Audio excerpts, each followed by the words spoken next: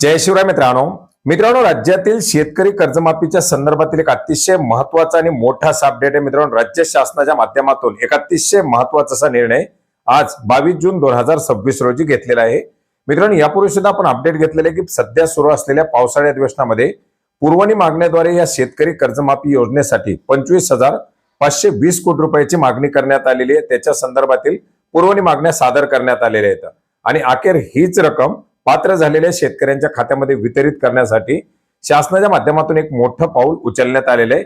ते म्हणजे या योजनेसाठी नवीन लेखाशीर्ष निर्माण करण्याच्या संदर्भातील मित्रांनो याच्या संदर्भातील आज 22 जून 2026 चा हा जी आर आपण पाहू शकता।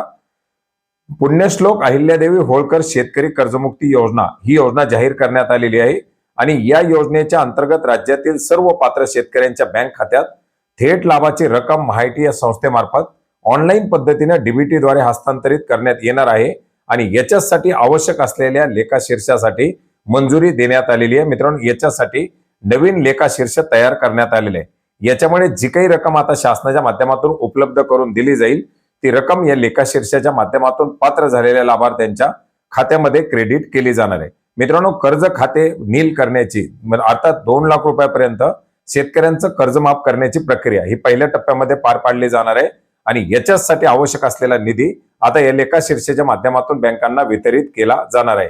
मित्रांनो हा महत्वाचा असा जी आर आपण maharashtra.gov.in या संकेतस्थळावरती पाहू शकता। याची लिंक आपल्याला व्हिडिओच्या डिस्क्रिप्शन बॉक्समध्ये सुद्धा मिळेल। धन्यवाद।